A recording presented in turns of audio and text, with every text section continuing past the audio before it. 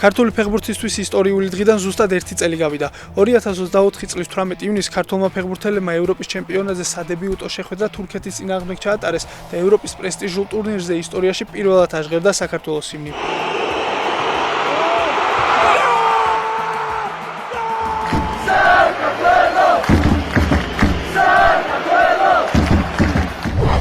თორნიკე შენგელია იტალიის ჩემპიონია. ვირტუს ბოლონიამ სერია A-ს ფინალურ სერიაში ბრეშა დაამარცხა. საქართველოს საკალათბურთო ნაკრების კაპიტანი პლეი-ოფის სერიების საუკეთესო მოთამაშედ დაასახელეს. მან 29 წუთში 31 გოლა, 9 მოხსნა და 5 პასი მიითვალა. მომავალ სეზონში შენგელია კარიერას ბარსელონას საკალათბურთო გუნდში გააგრძელებს. ინფორმაციას ესპანური მედია ადასტურებს. უნგრეთში მიმდინარე ჯუდოს მსოფლიო ჩემპიონატზე დღევანდელი დღე საქართველოსთვის უმედლოდ დასრულდა. დღეს 100 კილოგრამ წონით კატეგორიაში ილია სულამანიძე ასპარეზობდა, რომელიც ესპანეთის სახელით მოასპარეზა ნიკოლოს შერაზადიშვილთან, მერვეთ ფინალში დამარცხდა. თავის მხრივ მედლის მოპოვება ვერც შერაზადიშვილმა შეძლო.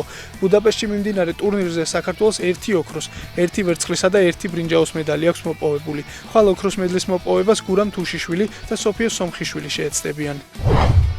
კონორ მაკგრეგორი ღამის კლუბში კაცს ფიზიკურად დაუპირისპირდა. შემთხვევის ამსახველი კადრები სოციალურ ქსელში ვრცელდება, სადაც ჩანს, რომ UFC-ს ყოფილი ჩემპიონი იბიცაზე ერთ-ერთ ღამის კლუბში უცნობ პიროვნებას ესაუბრება. დაახლოებით 10 წამში კი მას ორჯერ ძლიერად ურტყამს.